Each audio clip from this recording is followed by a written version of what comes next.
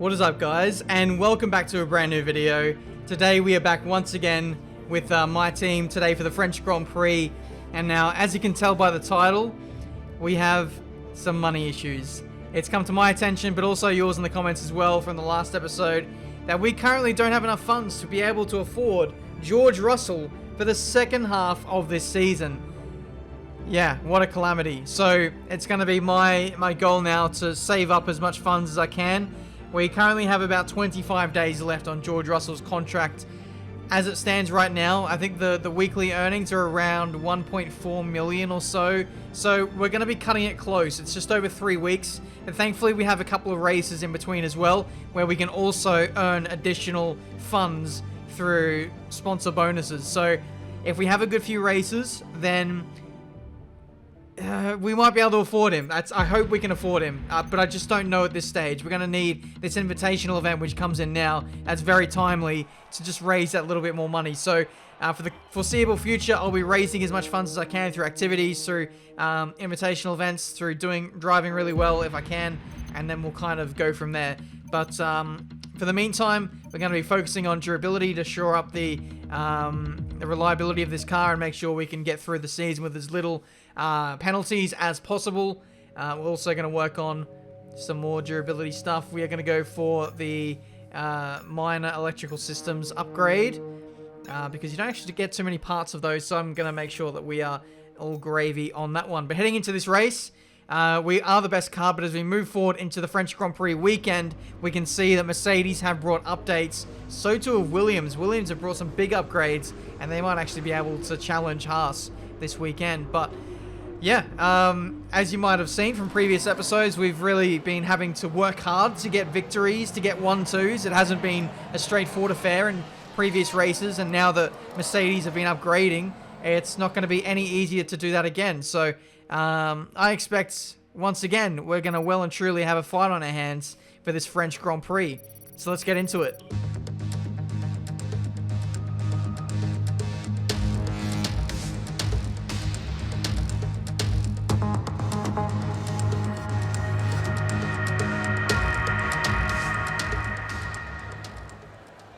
Okay, so here we are for qualifying of the French Grand Prix. This round as a racetrack is always quite difficult to bring a car here and be competitive in. This has always been one of the weakest circuits, at least on last year's game, and I'd say the game before that.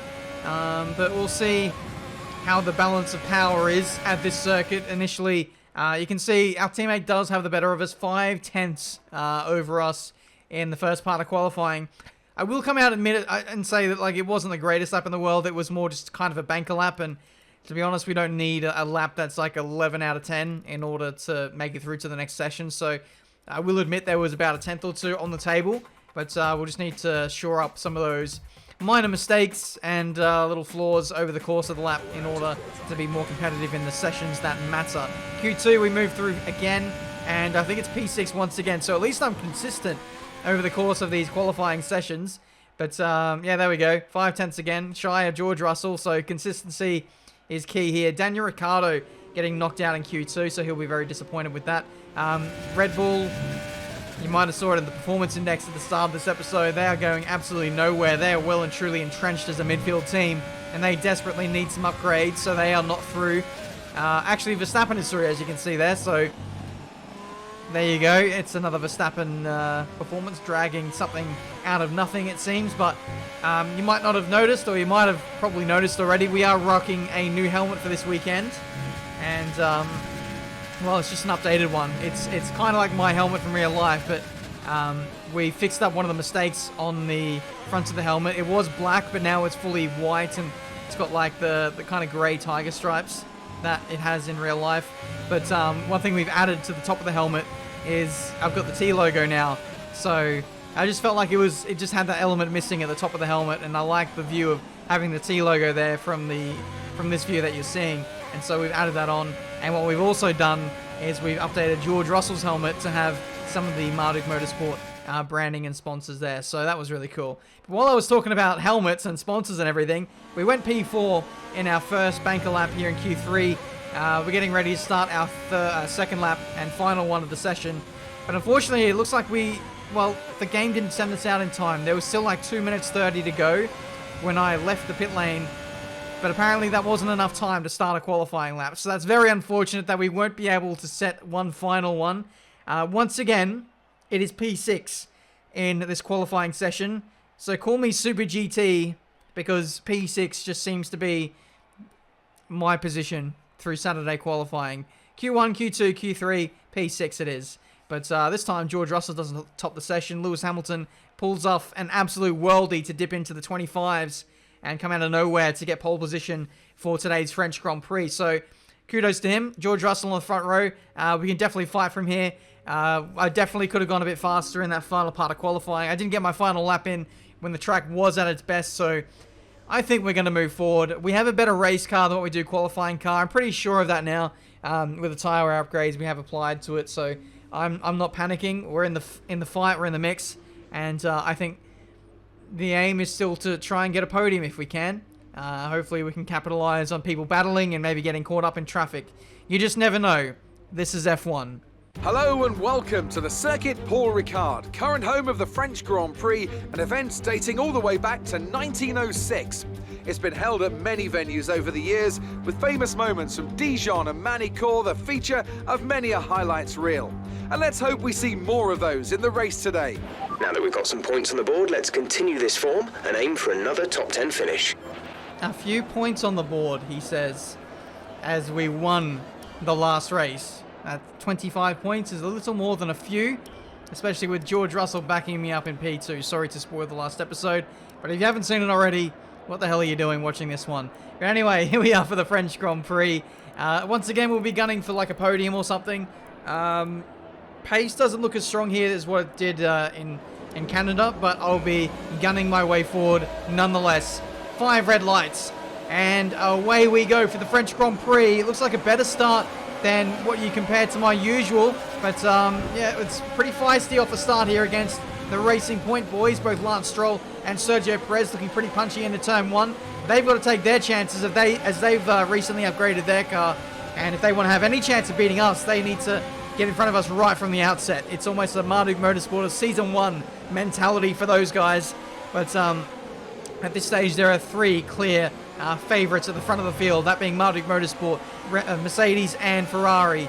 The rest is up for debate, you would have to say. But Racing Point have been making really solid strides, and they might be a force to be reckoned with in the near future if they continue their path of development.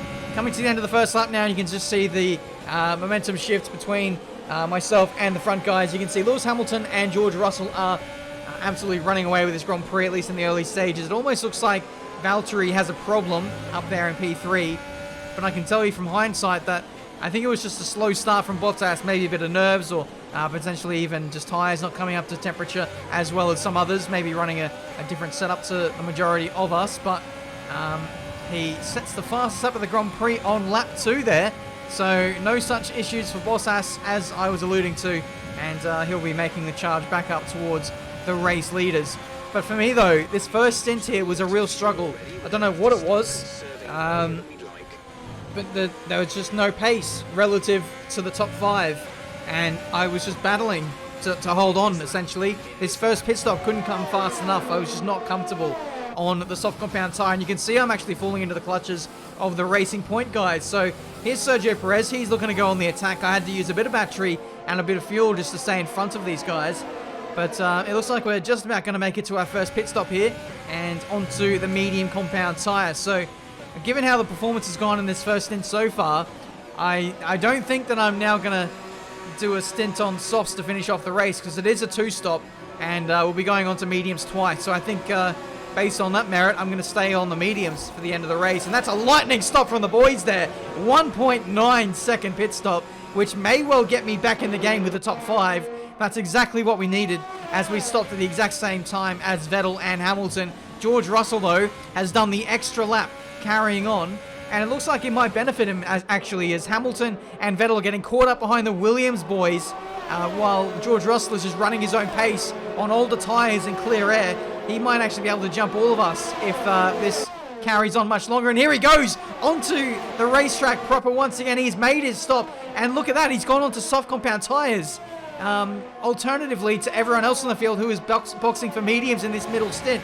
So George Russell may well have already won himself this race on lap 7 of this French Grand Prix by virtue of just rejoining in some clear air and having better tyres. He's going to have a massive margin by the time we all make our final stops of this Grand Prix.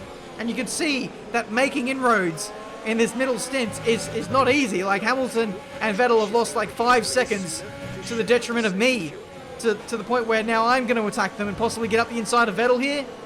No, we're going to go around the outside though at the final corner and go the long way. Looks like that's worked out well for us, as Vettel maybe not as comfortable on the medium compound tyres and was being a bit passive there, but he lets me go. Hamilton on the move. He gets past Matsushita there, I believe. No, it's Schumacher. I apologise for that, as we get up the inside into turn 2 on our former teammate and into P14. So we got past Vettel. Next up is Schumacher. Hamilton has been jumped by Leclerc, who did the extra lap. So all of us who stopped early have really been hurt by this traffic. And those stopping later have the benefit of fresher tyres and one lap where they weren't held up in traffic. So it's a win-win for the overcut gang. We're part of the undercut gang, but we didn't really get held up by the traffic because we were so far back. It's brought us back in the game as we go up the inside of Hamilton there into the double right-hander. And basically I just cut the corner to avoid any contact. Thankfully, the stewards had some brain cells there and didn't penalise me for that, as I was just trying to avoid a collision as we get up the inside of Hamilton there. P13 in this French Grand Prix on the road, effectively once everyone makes their stops. I think we're P4 effectively in this race. We've got Bottas and Leclerc second and third as we get up the inside of Leclerc now to move on to the podium in this French Grand Prix. It's all coming alive in this middle stint now. I can tell you categorically we're a lot stronger on this medium compound tyre. I think that maybe our softs that we were using at the start were just overheating, and I was getting a lot of understeer through sectors 2 and 3, especially sector 3 here that we're coming up to now. So I just wasn't able to run at the same pace of the leaders. But now that they're caught up in traffic, it's brought us well and truly back into the game. We have the pace, and we were able to cut through the traffic a lot easier than the likes of Valtteri Bottas, who's in a Mercedes. The Mercedes can't really follow traffic very well, and Bottas, we know, isn't the greatest overtaker in the field. And so his hesitation here is going to really cost him. As you can see, he's going to get back past us on the start-finish straight. Here we go up the inside into turn 1. And I was just turning down the engine just to cool it out a little bit, gear it up for a massive attack into the middle sector. But no, Bottas comes back at us here and into P10. That was unexpected. But yeah, I was just cooling out the engine because the engine likes to thrive. It thrives in temperatures lower than 130 degrees. And if it's above 130, then you're not getting peak horsepower, and so I was just gearing it up for the overtake on the Haas driver and Gasly, but then that chill period literally for the engine meant that Bottas saw an opportunity, put it up into overtake and managed to slide back past me. So one step forward, one step backward. I think we should be able to get back past Bottas again once we have a clear shot at him, but for the time being I think we're all just trying to get through the slower traffic as quickly as we can. As you can see, we are right under the rear wing of Valtteri Bottas. We had a clip just previously. Oh, Jesus, there was a Haas of Nick de Vries that nearly touched us there at the right-hander. Do we got the inside of Gasly? Yes, we do. Thank you very much. There was a clip just 20 seconds ago of my teammate George Russell getting around the outside of Daniel Ricciardo into the third sector. So he's absolutely flying up front. He's got a margin of like 10 seconds nearly to Bottas, essentially. So he's absolutely flying. I guess the question mark for George now is, what tyres is he going to put on to finish off this race? Is he going to go mediums, or is he going to go hards maybe?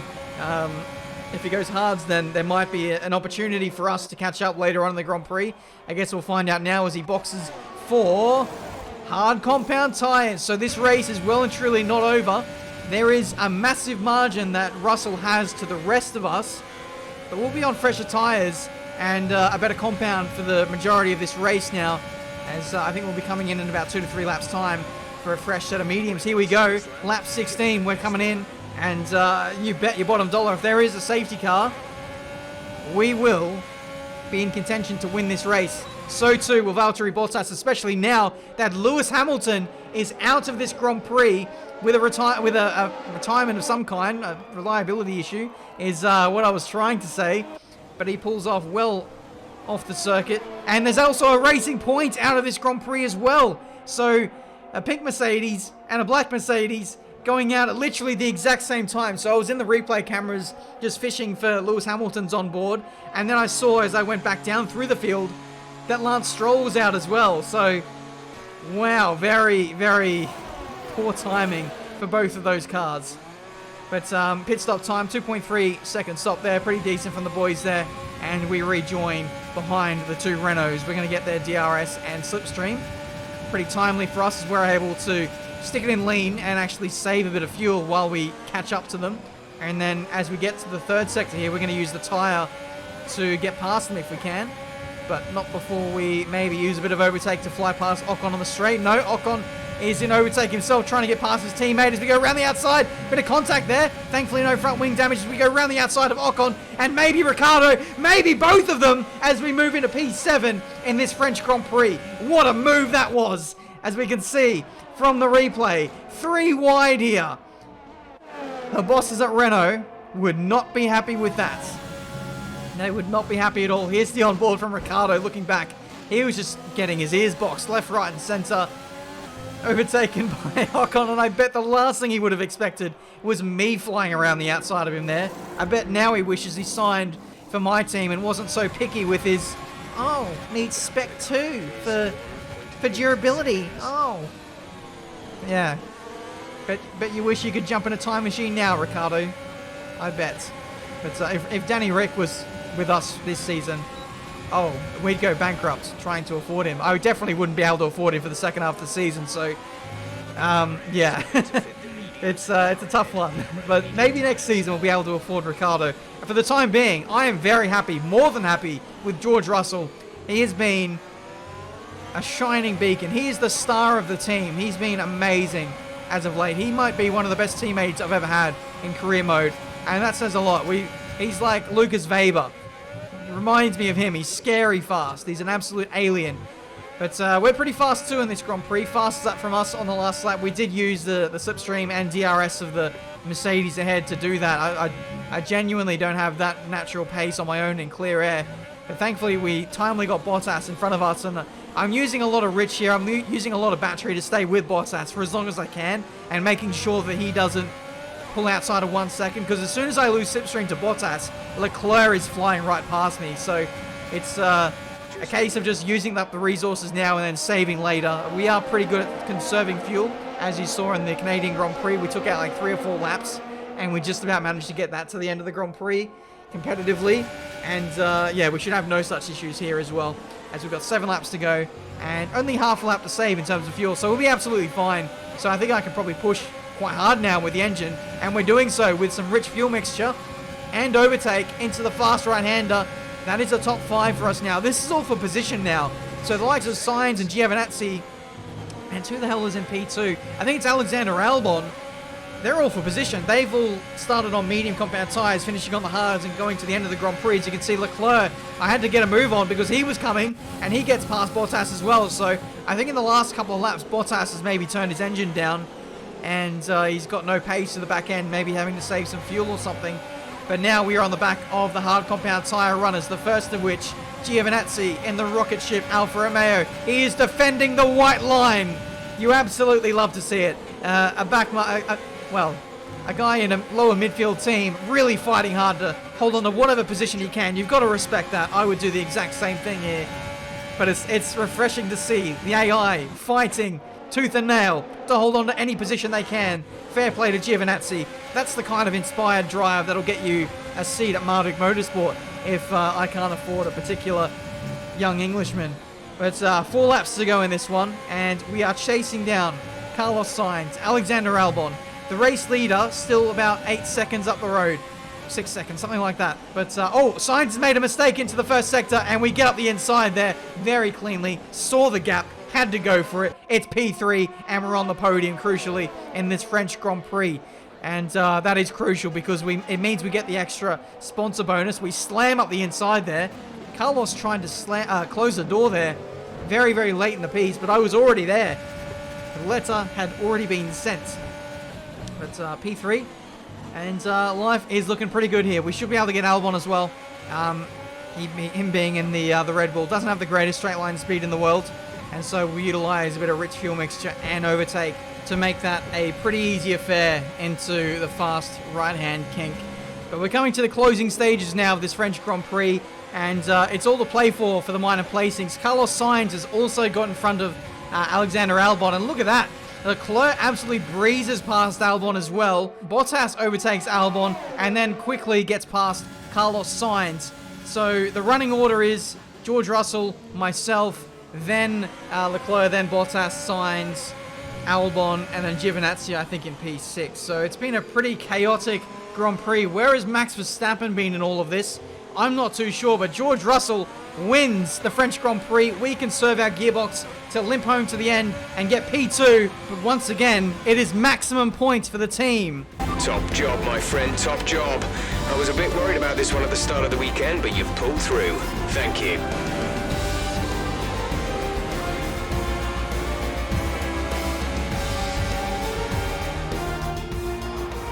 A nearly flawless performance here then, and a commanding victory. So Anthony, what made the difference out there today? I think that smart tyre management on track and very smooth driving definitely assisted in their victory today. That combination meant they got the absolute maximum out of their tyres at all times. Well, I'm thoroughly exhausted after the excitement of that race, but I'm sure it's nothing compared to our drivers here.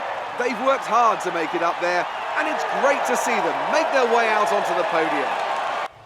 There we go, Georgie boy making another statement in this season of career mode. He was unfairly, he was pretty much robbed of victory from myself in the last episode of the Canadian Grand Prix, when you guys made a pretty hilarious comment drawing back to how I'm going to put the thoughts of the team first, and then quoting my commentary in yesterday's episode saying that I'm going to attack George Russell as much as I can, and then I took away the victory on the penultimate lap. But today was George's day. There's no questioning that. He had the pace, he had the consistency. He worked the perfect strategy. He managed to get around the outside. He managed to do the overcut, is what I'm trying to say, on those further down the pack, and he was head and shoulders above anyone else in this Grand Prix today, so props to him, and probably could have won by more if he would have gone to mediums in that final stint. But regardless, great day for the team, great day for me. We now draw level with Valtteri Bottas for the lead of the championship, which is something I didn't think I'd be saying. I feel like we've had a good season, but I didn't think it was that good. But I think the Mercedes have had a few reliability issues, surprisingly, this season, which have really brought it in contention for us, especially in the constructors now. We're not too far away either in P2. So it's all coming alive now in this season of career mode. Let me know what you think might happen in the comments. But we have a good day, both on track and also with the sponsors and stuff. We're actually going to get a big influx of cash, nearly 2 million from this race weekend. So heading into this, we had about 4 mil, and now we're getting an extra 2. So we'll see what that means for us now as we fast forward time. We have $7.41 million at our disposal for the budget. So that means, by current reckoning, we can afford George Russell for the rest of this season. However, it's nothing set in stone just yet. That's at least just his baseline value. That's 7.1 that he's worth. Might be his lowest value. I'm not too sure. But I do want to overpay George just so that he can get the maximum in terms of driver perks. I don't know if I said that at the start of the video, but someone said if you pay extra for a driver, it means that their contract perks are better because they divert that money into themselves. And so it's a handy little trait to have. But yeah, there we go, guys. That's been the French Grand Prix. Let me know what you thought. Mercedes, best car heading into this episode for the French Grand Prix, but were unable to capitalize on it. Lewis Hamilton having that retirement, and Valtteri Bottas, really getting caught up in the traffic. So Mercedes not having a great day. George Russell, he's worth every dollar. He's worth every cent that we are paying him, and to be honest, I'd give him as much money as he needs, as much as we can afford, because he is driving the wheels off this car. He's making me look a little slow at this stage, and we've still got more upgrading to do on his side in terms of his training, which is the scary thing. But that's it from me today, guys. Thank you so much for watching. Leave a like if you enjoyed. Subscribe to the channel if you're new to see plenty more racing game content. Thank you so much for all the support you guys have been giving over the course of this series. I really do appreciate it. But, if you haven't subscribed already, please do. That would really help me out. And I'll try and bring you guys as many F1 2020 videos as quickly as I can make them. But that's it from me today. Until the next one, I'll see you next time.